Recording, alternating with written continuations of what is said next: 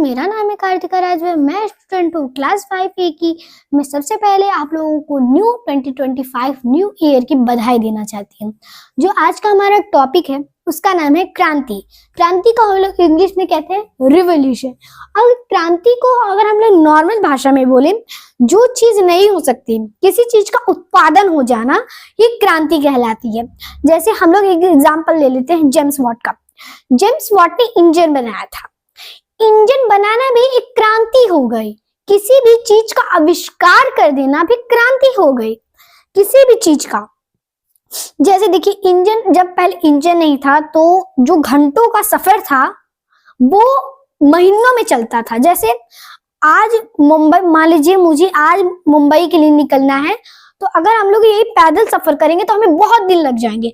अगर यही हम लोग इंजन का उपयोग करके जाएंगे और किसी भी साधन से, तो हमें कुछ ही देर में, कुछ ही दिनों में, कुछ ही भी देर में हम लोग अपनी जगह पे पहुंच जाएंगे। इंजन का आविष्कार क्रांति हो गई।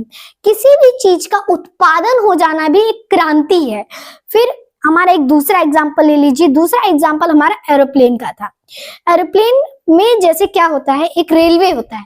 रेलवे, मान लीजिए ये एक रेलवे है और ये हमारी एरोप्लेन है, ठीक है, ये हमारी एरोप्लेन है। एरोप्लेन एक समय ऐसा था जब उसकी स्पीड बिल्कुल 0 थी। फिर उसके बाद उसने रन करना शुरू कर दिया और इसकी स्पीड एक समय 10 हुई, फिर 20 हुई, फिर 30 हुई, फिर 50 हुई, 60 हुई, फिर 70 हुई। फिर एक समय ऐसा जाया, आगे जाते जाते उसकी स्पीड इतनी हो गई कि इसकी स्पीड 99 तक पहुंच चुकी थी। 99 के जैसे ही वो पहुंची, वो जो एरोप्लेन थी वो 99 पे जैसे ही पहुंची, 99 के आगे वो जैसे ही 100 पे आएगी तो वो उड़ान भर देगी। उड़ान भरना भी एक क्रांति हो गई। जैसे वो जो एरोप्लेन था वो तो पहले दौड़ रहा था, उसने अपनी स्पीड तेज करते करते उसने अपनी स्पीड तेज की, उसके बाद वो उड़ना शुरू कर दिया। उड़ना भी एक क्रांति। वो उड़ा क्यों? उड़ा इसलिए क्योंकि उसकी अपनी स्पीड बदली धीरे धीरे उसने अपनी स्पीड बदली। जैसे देखिए, यहाँ पे 10 था, फिर 20 था, फिर 30 हुआ, फिर 50-60 हुआ, फिर 70 हुआ, फिर 80 हुआ, फिर 90 हुआ, फिर 99 आ गया। एक समय ऐसा आया जब उसकी स्पीड 99 हो गई। फिर जैसे ही 100 हुआ, उसकी स्पीड इतनी तेज हो गई कि वो इस रेलवे पे अब चलने लायक नहीं था। वो अपना उड़ान शुरू कर दिया। वो अपना उड़ान शुरू कर देना एक क्रांति हो गई। फिर हमने एक एग्जाम्पल अपने जेम्स वॉट का बता दिया। अब दूसरा एग्जाम्पल अभी हमने आपको एरोप्लेन का बताया। एरोप्लेन का अभी हमने आपको एग्जाम्पल बताया। फिर हम लोग तीसरा एग्जाम्पल बस का बताएंगे। बस का जैसे देखिए, कार, मान लीजिए कार ले लीजिए। कार है, कार एक रोड पे चल रही है।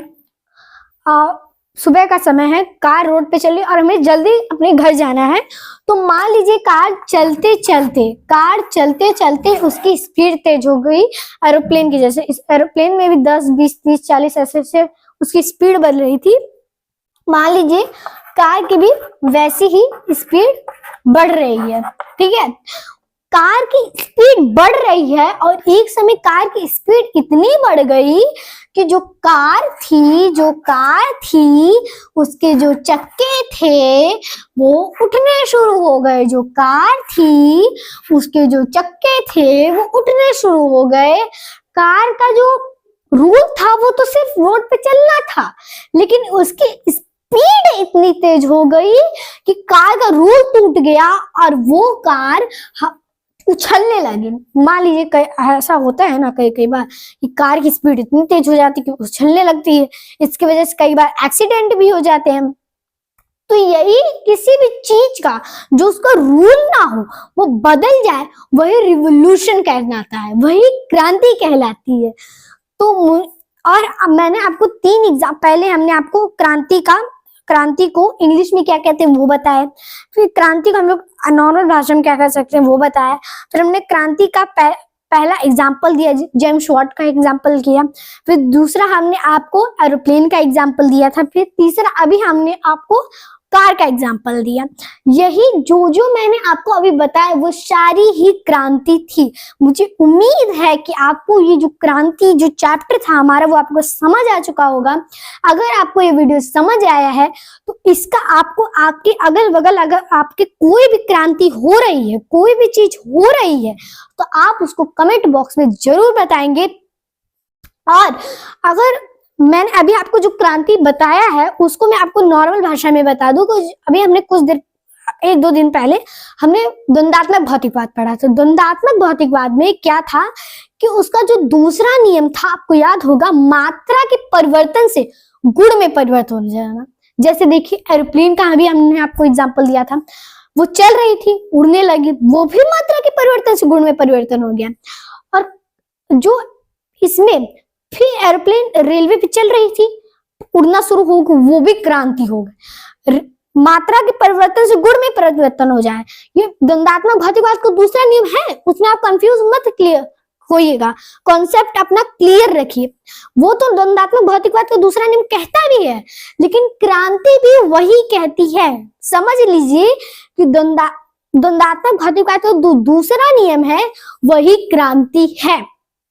ठीक है, आपको ये वीडियो समझ आ गया। हमने आपको होमवर्क भी दिया है कि अगर आपके आसपास अगर कोई भी क्रांति ऐसी चीज हो रही है तो आप कमेंट बॉक्स में उसको जरूर बताएंगे।